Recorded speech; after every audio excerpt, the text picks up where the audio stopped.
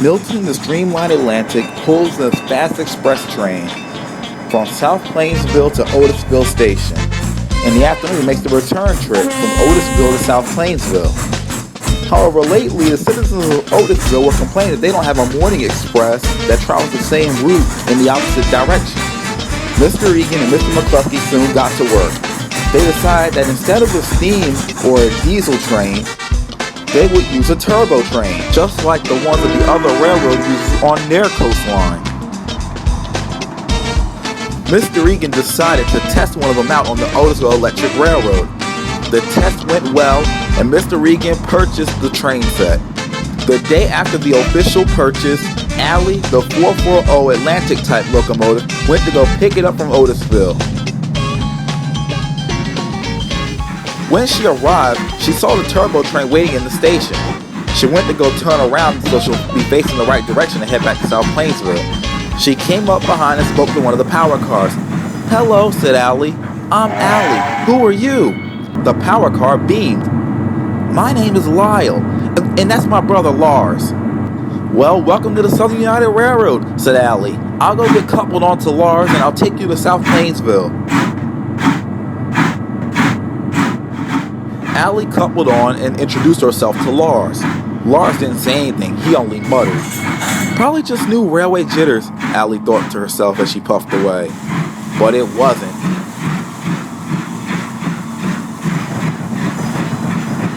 As they puffed along, Lars began to cough.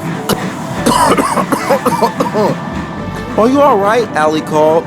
"I would be alright if you wasn't blowing smoke and steam into my face." "I can't help it," said Allie. "I am a steam engine." "Pah!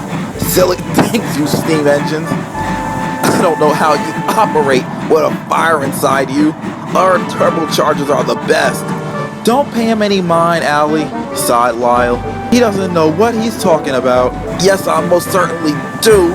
Can you reduce steam?" "If I do," said Allie, "we'll barely be going anywhere." "Then can you just put your fire out completely and we'll push you?" "Lars," said Lyle, "that was very rude." But Lars didn't care and continued to mock Allie about her steam all the way to South Plainsville.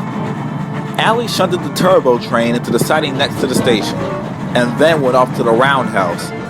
There she spoke to Taylor, Chrissy, and Larry all about the turbo train. "Lyle is very friendly," said Allie, "but that Lars is completely rude." "It sounds like he has no respect at all for steam engines," said Chrissy.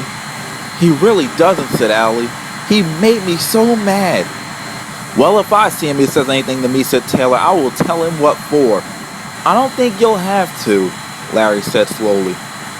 "Why don't you think so, Larry?" Chrissy asked.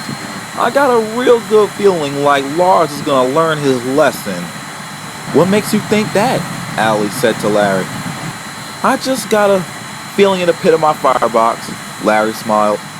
The next morning, after Milton left with his express train, Lars and Lyle were brought into the platform.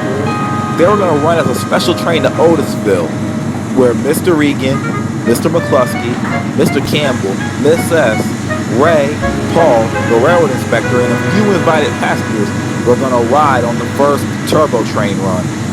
Lars was being very rude to Christian and Kevin. "You're standing too close," snapped Lars. "You're getting soot all over me, Lyle, and our coaches."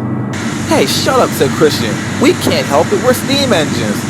We have to let off some of our excess steam just like you have exhaust," said Kevin. "Don't pay him any mind," sighed Lyle. He hated how rude Lars was. "Oh, you most certainly should mind me. Move away now." "We won't," snapped Christian. Luckily, before the argument could get any worse, Lyle and Lars were able to depart, with Lyle leading. Their trip to Otisville was uneventful, and Lyle led them into Otisville Station. After a half-an-hour layover, it was time to depart back to South Plainsville. This time, Lars was leading. He spoke rudely to Danielle before he left. "Watch me, Danielle, and I can show you what a real turbo train can do." Danielle just rolled her eyes. "I'm much better than you fire-breathing dragons on wheels," Lars called to Danielle as he rolled away.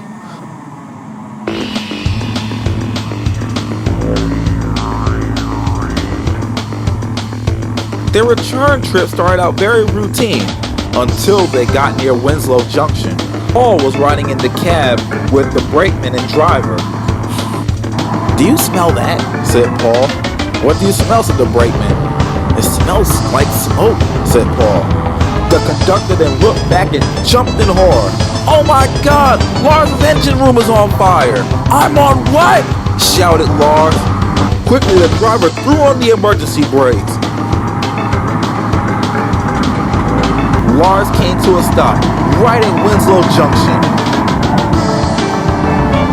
Ray, being a part-time firefighter, made sure everyone got out safely as smoke billowed from Lars' engine. "Oh no!" cried Lyle. "Lars, are you alright?" But Lars couldn't say anything. He was too busy coughing at all the smoke that was billowing from his engine. Paul quickly ran to the signal box to call the fire department. The tower operator also set all the signals to danger because of the fire. All traffic on the main line was halted, leaving most of the engines very cross.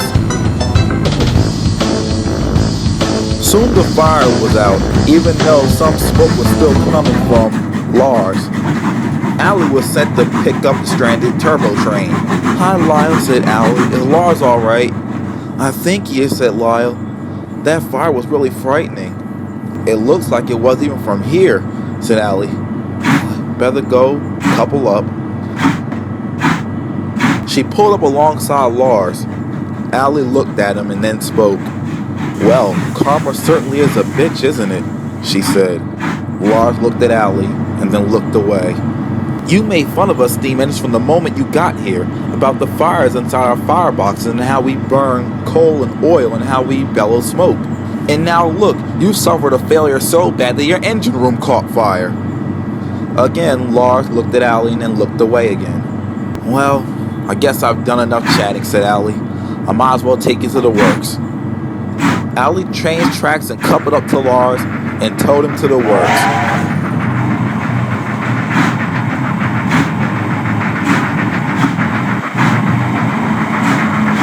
It wasn't until they got to the works that Lars spoke. "I'm sorry, Allie. Really, I am. I was wrong to make fun of you steam engines. And this failure definitely did serve me right." "Well, I can't believe it," chuckled Lyle. "Lars actually apologized for something." "He certainly did," smiled Allie, "and I accept." And for the first time since the accident, Lars even managed to pull a small smile. Because Lars and Lyle were out of commission, Mr.Egan had diesels and streamlined passenger cars substitute for them, since he didn't want to start the delay of the new express service. But about a week and a half later, Lars and Lyle were brought out of the works to do the job they were meant to do. They worked very hard and became friends with Milton. Danielle was a little skeptical of Lars at first, but soon after a while accepted him as a friend. And she often spends the evenings talking to him and Lyle, since they're both based at Otisville along with herself. But their best friend is Allie, who they greet every time they pass. Lars is indeed a much better engine. He knows now that it doesn't matter whether you're steam, diesel, electric, or turbocharged. They all have a job to do, and all want to be useful just the same.